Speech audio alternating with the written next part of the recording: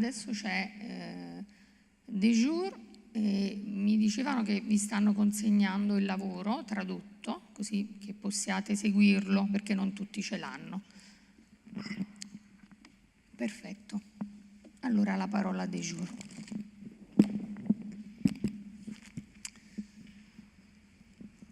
Bon, merci beaucoup à Gemma Santini en particulier d'avoir organisé ces journées, oui, ces 2 journées, 2 demi-journées, et de m'avoir proposé de venir vous parler un petit peu de la clinique du travail et de la psychodynamique du travail. Donc, avete bisogno che ve lo traduco? Lui mi ringraziava per aver organizzato questa giornata, 2 mezze giornate, ieri e oggi, per venire a parlare della clinica del lavoro. Avevo invitato lui per poter parlare della clinica del lavoro. Il y aurait sans doute des liens à faire avec la communication de Gemma. Si, sûrement, il y a des liens à faire, mais... Ci sono dei legami da fare con la mia relazione che non sono immediatamente evidenti. Mais je ne savais pas ce que vous alliez dire assez tôt. Ma non sapeva se io poi andavo, insomma, dicevo delle cose simili in qualche modo, nella stessa direzione. Et donc on en parlera plutôt après dans la discussion. E ne parleremo invece dopo nella discussione, se ci saranno appunto dei legami possibili da fare. Ils ont le texte, c'est ça, en français. Sì, ils ont le texte traduito in italiano. Donc tu peux le lire en français et tu peux le suivre en italien. Donc la psychodynamique du travail est une discipline qui est issue de la rencontre entre la psychanalyse et une autre discipline qui s'appelle l'ergonomie dans les années 70. Dès ses débuts, elle a cherché à surmonter les impasses cliniques de la psychopathologie du travail, dont l'objectif était d'identifier des maladies mentales spécifiques du travail, ce qui s'avérait à la longue impossible. Sortir de l'impasse supposait de s'intéresser, plutôt qu'à la pathologie, s'intéresser à la normalité. Normalité comprise comme un processus plus ou moins stable entre la souffrance d'un côté et puis des défenses de l'autre. La normalité apparaît alors comme une énigme, plus précisément comme le résultat d'une lutte toujours recommencée contre le risque de décompensation. Dans la perspective de cette lutte pour maintenir la normalité, le travail se présente d'abord et avant tout comme une source de souffrance. Il n'y a pas de travail sans souffrance, parce que travailler, c'est toujours lutter contre l'impuissance, l'incompétence, la maladresse. C'est toujours lutter contre la résistance que le réel oppose à la maîtrise et au savoir-faire. Travailler, donc, c'est toujours d'abord échouer. Puis, c'est endurer l'expérience subjective de l'échec, c'est-à-dire souffrir parfois pendant longtemps, jusqu'à ce que vienne la solution. Travailler, donc, c'est inévitablement endurer la souffrance. En revanche, ce qui n'est pas joué à l'avance, c'est le destin de cette souffrance. Dans certains cas, elle s'aggrave et pousse progressivement vers la maladie mentale, vers la décompensation psychopathologique ou somatique. Dans d'autres cas, au contraire, la souffrance peut être transformée en plaisir, et ce plaisir dans le travail est indissociablement lié à la sublimation. Le rapport entre subjectivité et travail est donc ambigu. Mais il n'y a pas de neutralité, il n'y a jamais de neutralité du travail vis-à-vis de la santé mentale. Il peut générer le pire, et aujourd'hui, cela va jusqu'au suicide sur le lieu du travail. Mais le travail peut aussi générer le meilleur, à tel point que, grâce au travail, la santé mentale devienne plus solide qu'elle ne l'était avant le travail. Le travail peut, dans certaines conditions, devenir même un médiateur extrêmement puissant dans la construction de la santé mentale. Sous la loupe, donc, de la clinique et de la psychodynamique du travail, la sublimation se révèle comme un chaînon intermédiaire fondamental de la santé mentale. Ici apparaît donc un écart par rapport à la position de Freud. Pour Freud, en effet, la sublimation est comme un au-delà du fonctionnement psychique ordinaire. C'est comme un supplément d'âme qui serait réservé aux êtres d'exception, les grands hommes, c'est-à-dire les artistes et les chercheurs scientifiques. Donc, à la différence de Freud, donc, la clinique du travail conduit à retrouver la problématique de la sublimation, réussie ou empêchée, dans toutes les situations de travail, sans exception. Et deuxièmement, la clinique du travail conduit même à accorder à la sublimation une place aussi importante qu'à la sexualité dans l'économie du fonctionnement psychique et au-delà dans la santé et dans l'étiologie des maladies mentales et somatiques. Ce sont donc ces deux points de débat entre la psychodynamique du travail et la métapsychologie de Freud que je propose d'examiner. Pour ce faire, je présenterai le cas d'une patiente qui a fait une décompensation psychosomatique grave dans la période où sa situation professionnelle subissait des transformations importantes qu'elle n'a pas pu supporter. Dans un premier temps, je rapporterai la teneur des premières consultations. Dans un deuxième temps, je me centrerai sur l'analyse de la décompensation somatique. Et dans un troisième temps, j'examinerai les transformations de l'organisation du travail et finalement leur rôle ou leur responsabilité dans la décompensation. Et puis dans un quatrième temps, je discuterai les incidences de la clinique du travail sur la technique psychanalytique. Le cinquième temps, on n'aura pas le temps. Alors les premières consultations. C'est donc une patiente qui est âgée de 58 ans quand elle vient me voir. Elle dit voilà, avoir lu plusieurs de mes livres et avoir été très marquée. Elle est aujourd'hui dans une situation difficile et elle a pensé que je serais capable de l'aider à comprendre ce qui se passe pour elle et comment elle pourrait se sortir de cette situation, car elle n'y voit pas d'issue actuellement. Elle est en arrêt de travail depuis 2 mois à la suite d'un incident cardiaque. C'est la première fois de sa vie qu'elle est en arrêt maladie et elle ne supporte pas bien cette situation où elle est en quelque sorte une assistée.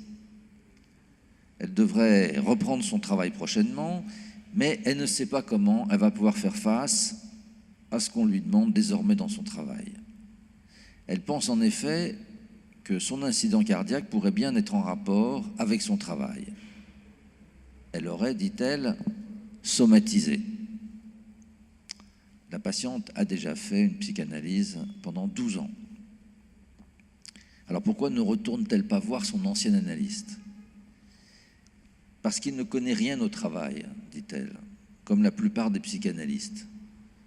Et voilà, elle dit qu'elle pense que je suis le seul à pouvoir l'aider à analyser sa situation.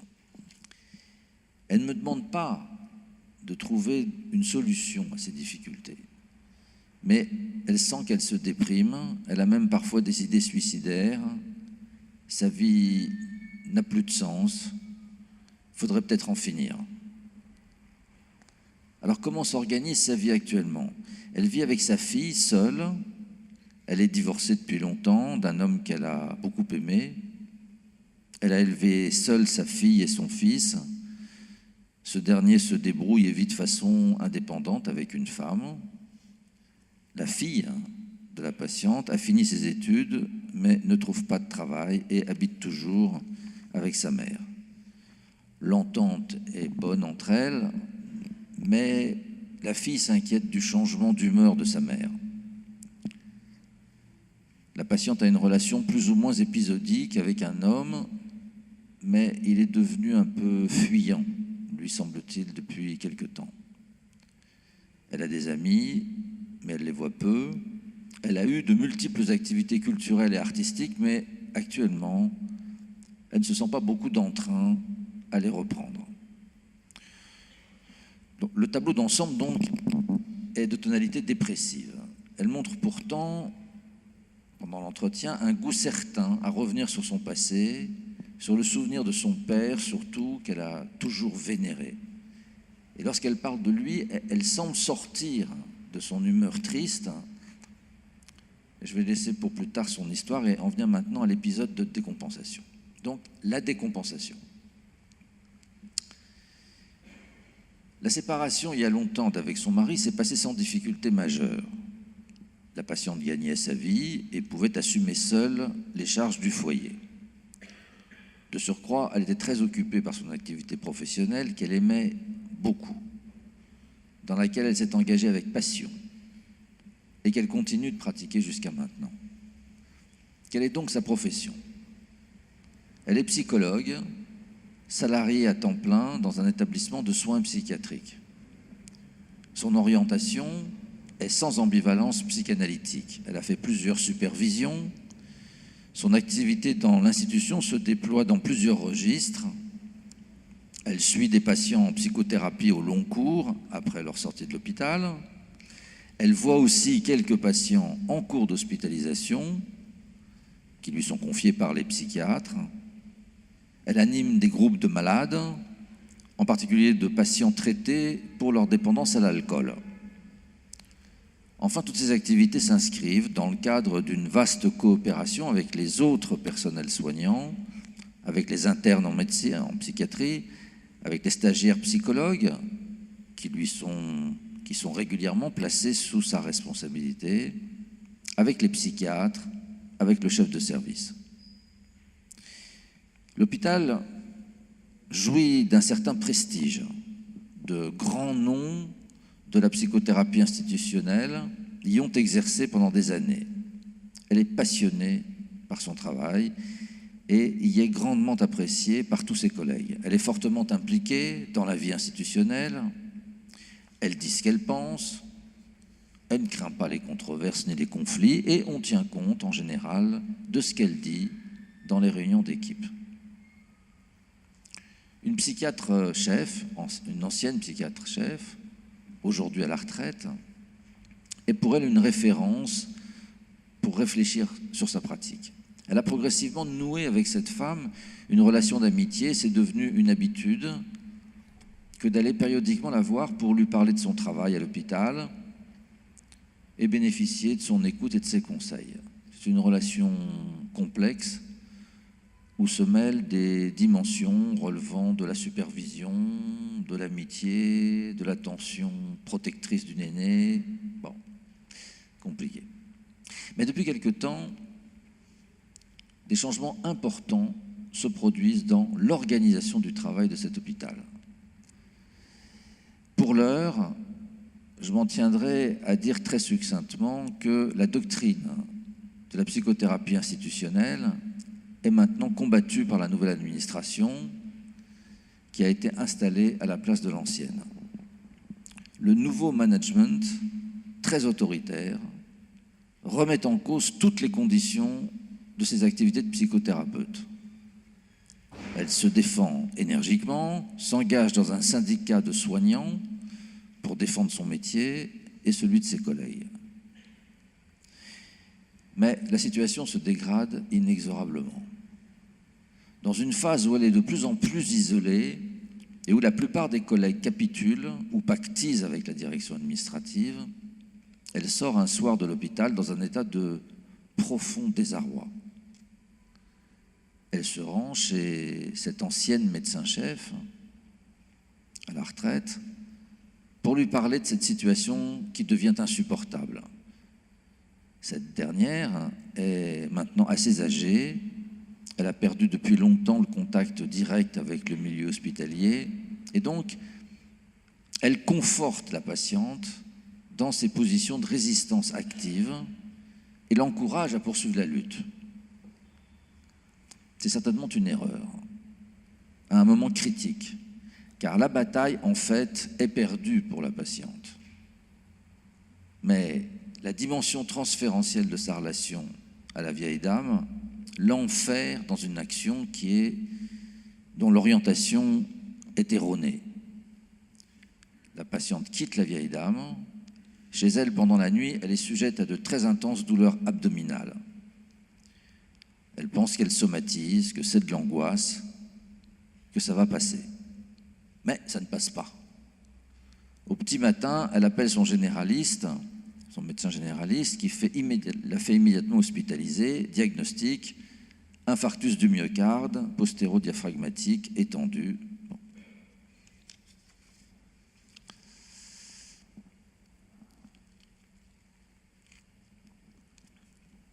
Donc j'en viens à mon troisième point sur les transformations de l'organisation du travail. Il y a de cela environ 4 ans, un nouveau directeur général administratif a été nommé à la tête de l'hôpital. Formé aux techniques de gestion du New Public Management, il est investi d'une mission: remettre en ordre l'institution, installer des méthodes d'évaluation des activités de soins, avec, en France, ça s'appelle tarification à l'activité, rationaliser les budgets, introduire des outils de gestion analytique, établir des protocoles de soins, procéder à une analyse comparative des coûts et des activités entre tous les services psychiatriques de l'hôpital, réduire les coûts de main-d'œuvre. Il y a dans cet établissement plusieurs services de psychiatrie avec un psychiatre-chef à la tête de chacun d'eux. Il y a par ailleurs une trentaine de psychiatres vacataires et des internes de spécialité dans chaque service. Au-dessus de tous ces médecins, il y a un directeur médical qui est psychiatre, qui est directeur médical de l'établissement. Dès l'arrivée du nouveau directeur administratif, le directeur médical de l'établissement devient la cible prioritaire, la personne à abattre.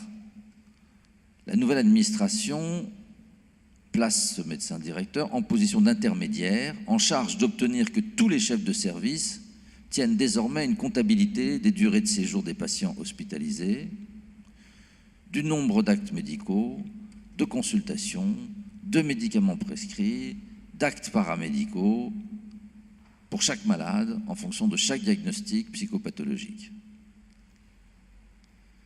Tout doit désormais être consigné dans des tableaux informatiques personnalisés en fonction de chaque malade, de chaque diagnostic et de chaque membre du personnel soignant. Épuisés à la longue par tous les conflits qui naissent de ces nouvelles contraintes qui accablent les médecins, leur font perdre beaucoup de temps et nuisent à la qualité des soins, il finit par donner sa démission et quitte l'hôpital. Il faut donc le remplacer. Commence alors une compétition entre les médecins chefs de service pour déterminer qui sera le successeur. L'un des plus jeunes, âgé de 45 ans, particulièrement ambitieux, fait du zèle pour montrer à tous son alliance avec l'administration. Il est alors nommé directeur médical de l'établissement. Il change radicalement de comportement par rapport à ses collègues et exige d'eux qu'ils respectent rigoureusement les directives qu'il donne à chacun en matière d'évaluation.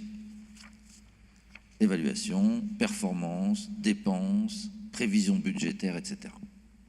Des conflits éclatent.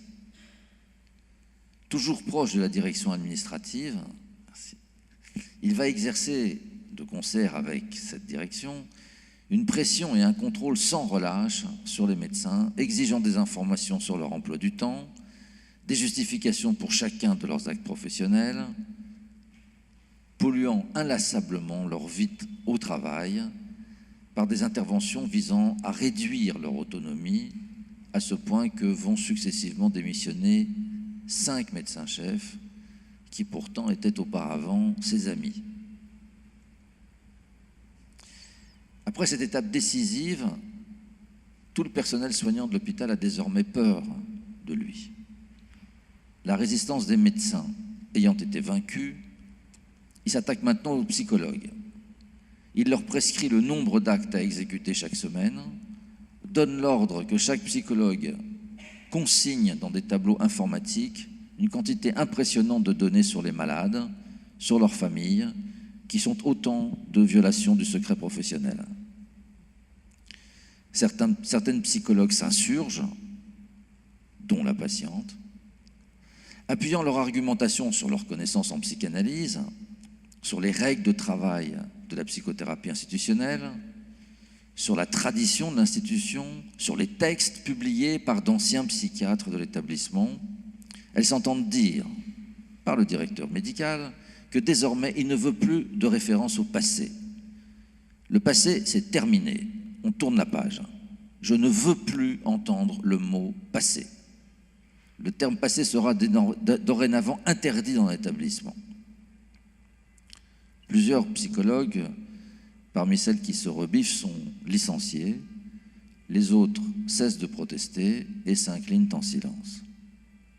Les plus jeunes seront fermement incités à se former aux psychothérapies cognitivo-comportementales si elles souhaitent rester dans l'établissement. Commence alors la persécution du personnel infirmier. Le moyen utilisé, c'est la recherche des erreurs professionnelles.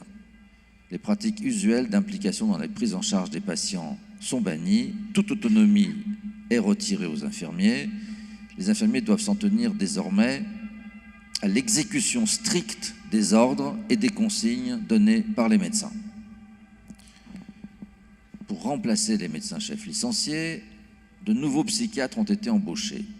Ils sont jeunes, ils sont recrutés à condition qu'ils ne fassent aucune référence ni à la psychanalyse ni à la psychothérapie institutionnelle.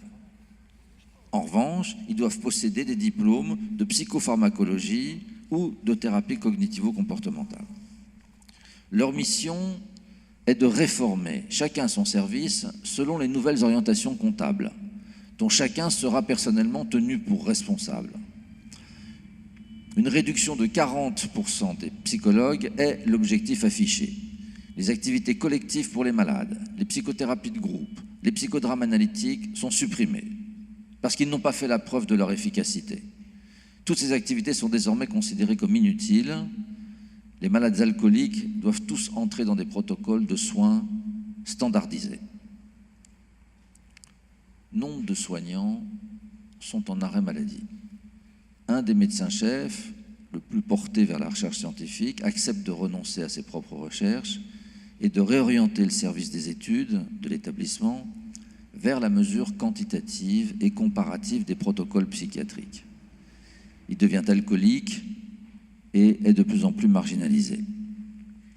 Ce directeur médical qui a mené toute cette campagne, celui donc qui a pris le pouvoir, anciennement psychanalyste, qui s'est conduit en tyran avec les soignants, après avoir servi de façon zélée et ostentatoire la direction administrative, est, au bout de 3 ans, à son tour, prié de quitter l'établissement. Il obtient toutefois une prime de dédommagement d'un montant très élevé. Il est alors remplacé par un nouveau directeur médical, dont l'expérience en psychiatrie est peu importante puisqu'il n'a que 30 ans. En revanche, il a une formation en gestion hospitalière. Son comportement à l'égard des soignants est encore plus brutal que celui de son prédécesseur. Les médecins-chefs interrompent désormais les psychothérapies individuelles lorsqu'ils jugent qu'elles durent trop longtemps ou sont inefficaces. Pour chaque malade en psychothérapie, le psychologue doit réaliser un bilan, rédiger un argumentaire pour justifier la suite du traitement, pour fixer des objectifs de forme et de durée sur des bases qui n'ont plus rien à voir avec la psychanalyse et sur des critères de compliance du malade, d'indicateurs de comportement, d'échelle d'angoisse, etc.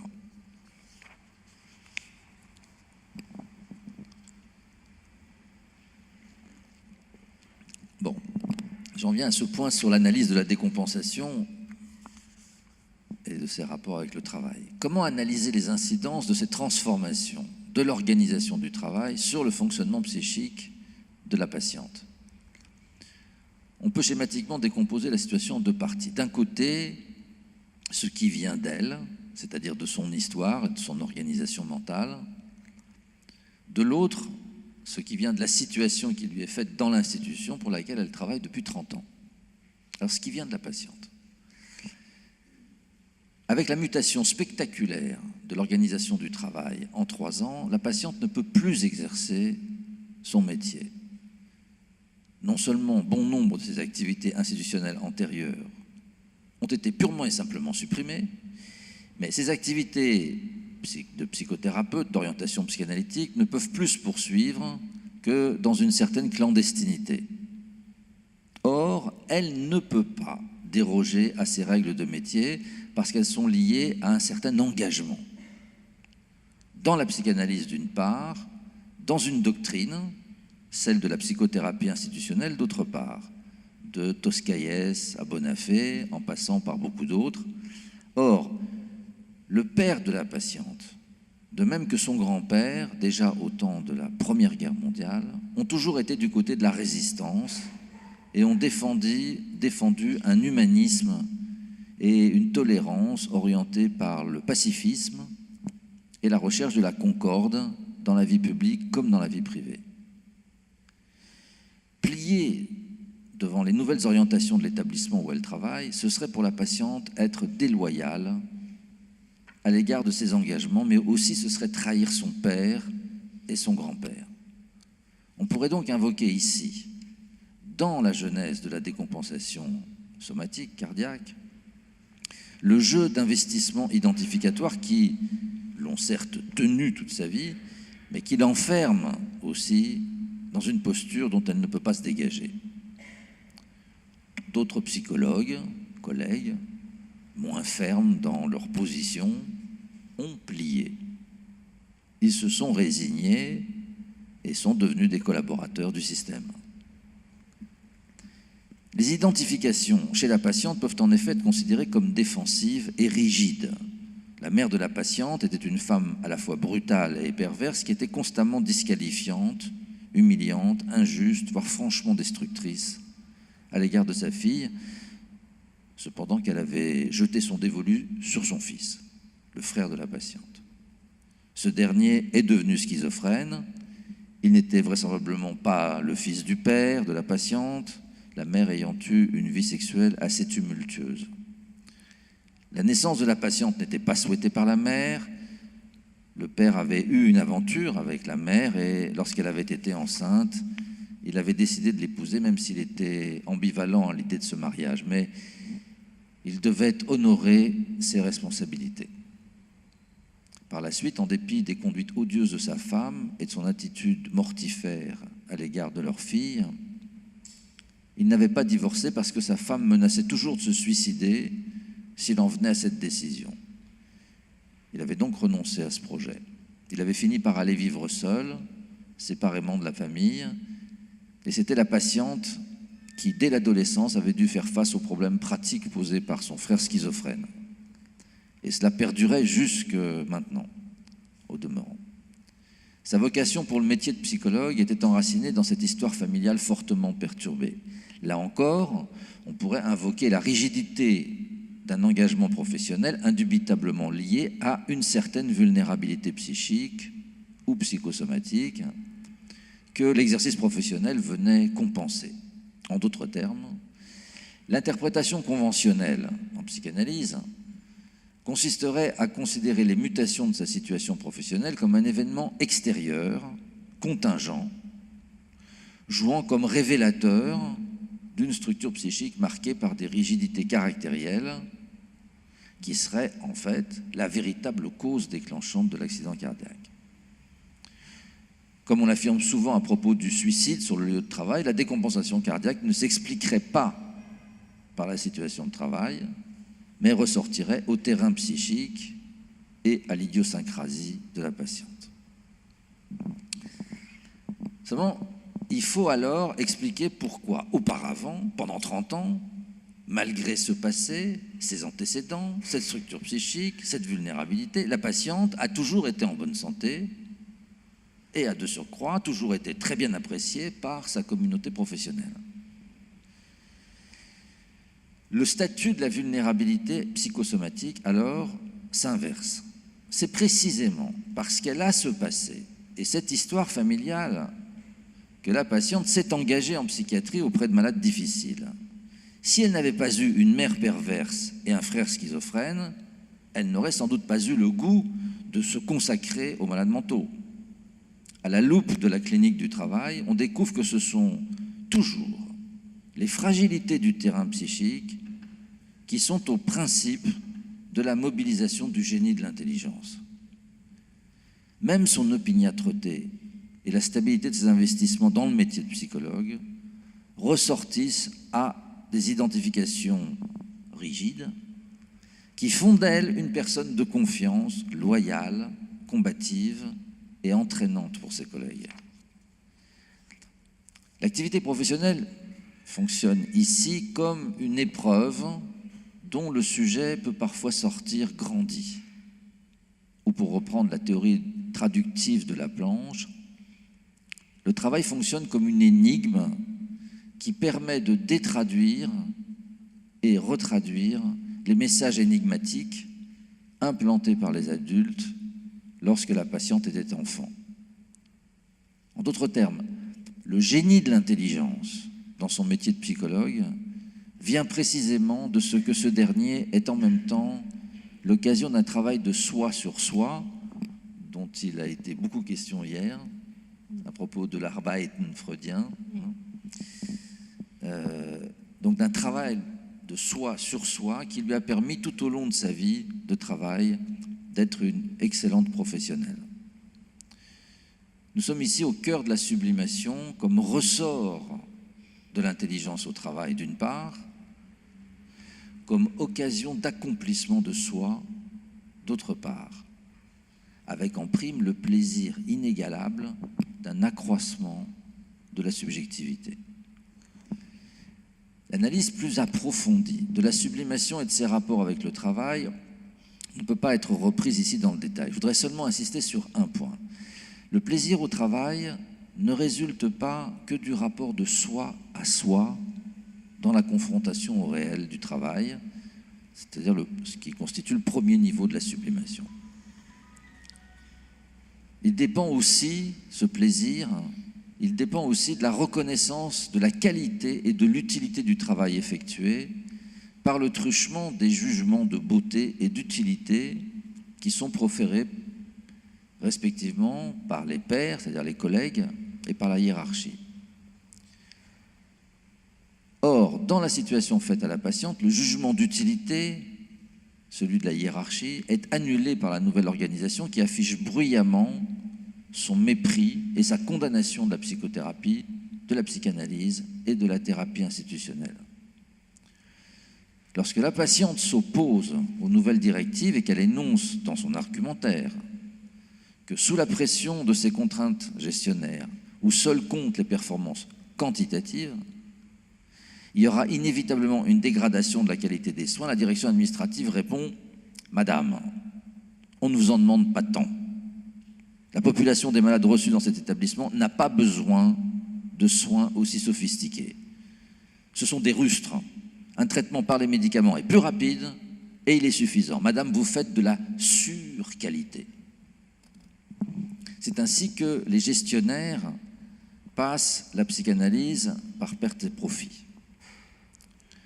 Quant au jugement de beauté, celui qui est donné par les collègues, il est ruiné par la capitulation progressive des collègues qui rend désormais impossible la confrontation de son travail à celui des autres, puisqu'il y a une interdiction des réunions cliniques et des espaces de délibération dans la nouvelle organisation. Or, il n'existe que deux sphères d'accomplissement de soi où puisse se jouer la question de l'identité.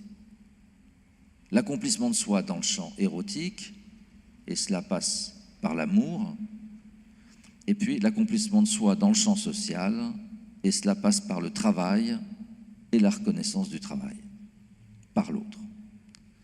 Ou pour le reprendre en termes plus métapsychologiques, les pulsions ne trouvent de destin non pathologique que par des satisfactions dans le champ sexuel d'un côté, dans celui de la sublimation de l'autre.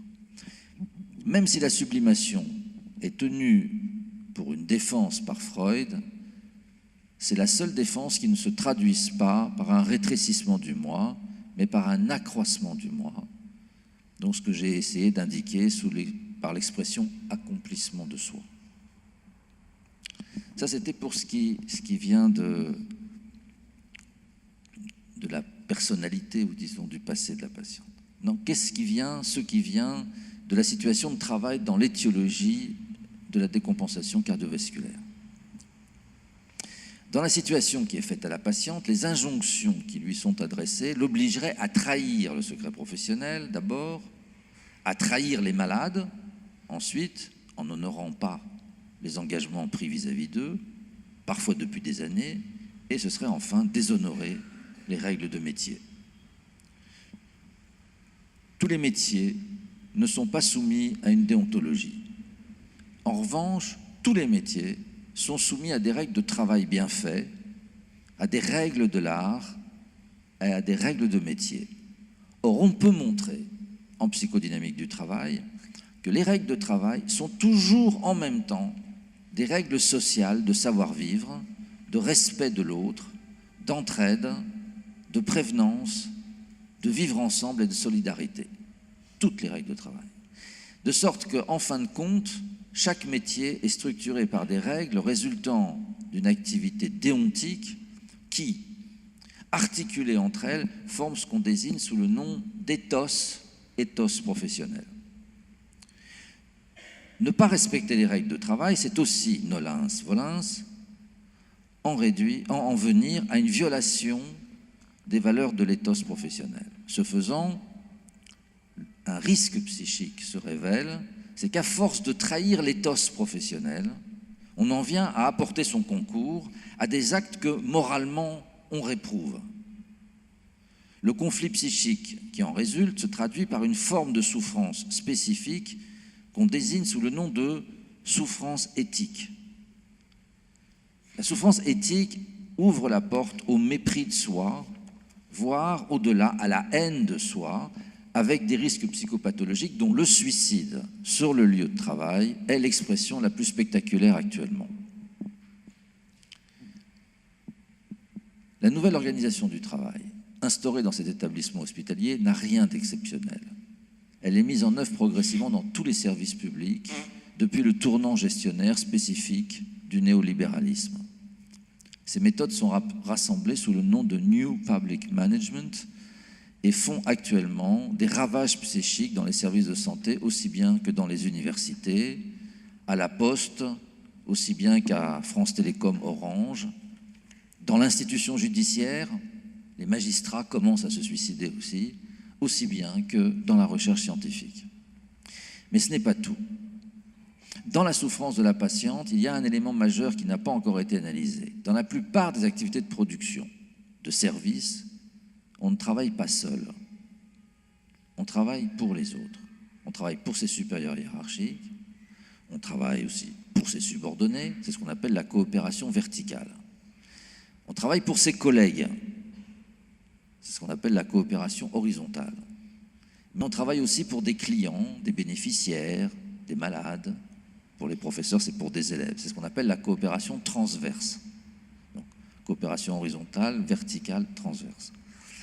Dans la nouvelle organisation, on voit que les nouvelles méthodes de gestion et d'évaluation bouleversent les relations entre les professionnels. Et ce dont la patiente a sans doute le plus souffert, c'est de la façon dont un certain nombre de ses collègues, qu'elle appréciait et que parfois elle admirait, se retournent et deviennent des collaborateurs de la nouvelle administration. Ils trahissent indubitablement et ils collaborent à la déstructuration de ce qui les avait jusque-là mobilisés dans une œuvre commune. C'était donc la psychanalyse, la psychothérapie institutionnelle, au détriment des valeurs que maintenant ils violent ostensiblement. Pour les autres, ceux qui n'ont pas trahi, c'est une cause de déstabilisation dramatique. La confiance disparaît, la méfiance la remplace. Chacun est désormais seul dans son environnement qui prend bientôt la forme d'une menace. La peur s'installe dans un monde social du travail dévasté, où le sens commun de la justice est perdu. Effondrement du monde commun, ouvert à la pluralité des hommes, que Hannah Arendt désigne sous le nom de loneliness, qu'il faut différencier de la solitude et isolation. Dans ce contexte, ce sont bien les bases éthiques de la personnalité qui s'effondrent. Et dans ce cas, il n'y a plus de place pour la sublimation. Le monde de la loneliness produit par le New Public Management est une organisation du travail qu'il est, à mon avis, justifié de qualifier d'anti-sublimatoire. Si donc la sublimation est au rendez-vous de toutes les activités de métier, il faut admettre aussi que la sublimation ne dépend pas que du sujet individuellement. La sublimation dépend aussi de l'autre, de la qualité de la coopération et de la rationalité du travail par rapport aux valeurs dans le monde social et pas seulement par rapport à l'efficacité dans le monde objectif. Pour cette patiente, la transformation de l'organisation du travail par les nouveaux gestionnaires a ruiné l'économie de la sublimation et contribue à déstabiliser l'amour de soi, avec à la clé le risque de la décompensation, en l'occurrence un infarctus du myocarde. Bon, écoutez, je vais sauter un peu parce que c'est trop long. Il y aurait des choses à discuter sur la technique analytique, mais je ne sais pas si on a le temps. On arrête? Peut-être on arrête? On y va? On peut? Oui, je vais sauter un peu. Donc, il faut dire où c'est dans la traduction. On va passer à du point de vue technique. Vous sautez une page, 2 pages. Alors, on était... le chapitre 4, on saute. Oui, on enlève, on tourne. Et il y a un moment où c'est du point de vue technique, le travail. Ok. C'est bon. Allora lui salta un po' questa parte in cui parla della tecnica, della ricaduta di queste variazioni lavorative sulla tecnica analitica e riprende da pagina 16, riprende dal punto di vista tecnico. Almeno io ce l'ho a pagina 16, ma io ce l'ho però informatizzato. Non so se corrisponde anche corrisponde. Allora riprende a leggere dal primo capoverso, dal punto di vista tecnico. L'avete trovato? Ok. Vous avez trovato? Trovato. Trovato. Alors, du point de vue technique, le travail fait avec cette patiente va donc révéler progressivement ce qui a été en cause dans la décompensation. C'est-à-dire le fait qu'elle a épuisé toutes les ressources dont elle disposait pour sauver son métier et qu'il lui faut donc reconnaître sa défaite et le triomphe impitoyable du New Public Management. Ce premier temps du travail est particulièrement difficile et risqué. Au sortir des séances, il arrive que la patiente ressentent des douleurs thoraciques. Ici, la précision de la surveillance cardiologique est nécessaire, aussi nécessaire que dans les phases critiques du traitement analytique d'un psychotique, où le suivi parallèle par un psychiatre prescripteur est essentiel pour éviter les passages à l'acte ou la décompensation. La reconnaissance du réel de la défaite est possible, à condition d'écouter les associations nostalgiques et parfois pathétiques qui conduisent la patiente à évoquer son passé. Ce mouvement correspond à une détraduction, retraduction au sens de la planche, du passé et à une réappropriation progressive de l'œuvre d'une vie. Alors, on saute un tout petit peu un paragraphe et on passe au milieu du paragraphe suivant. De son talent, nello corso. On passe ici, on va passer vers le milieu, à la fine. Non, per lavorare. Est-ce que c'est un petit peu.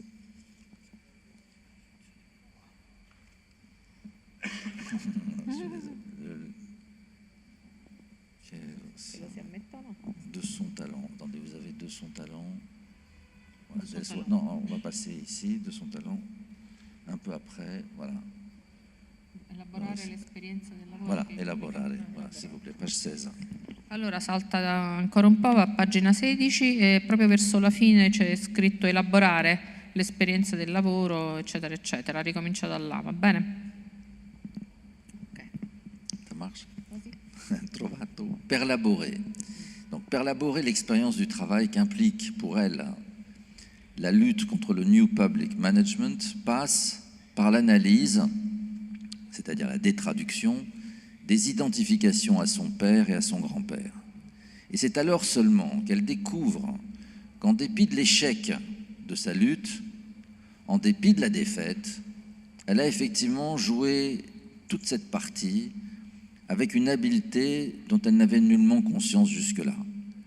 La méconnaissance, c'est-à-dire la non-perlaboration de ses savoir-faire acquis dans le travail de lutte pour son métier, est directement en rapport avec l'idéalisation du père et du grand-père.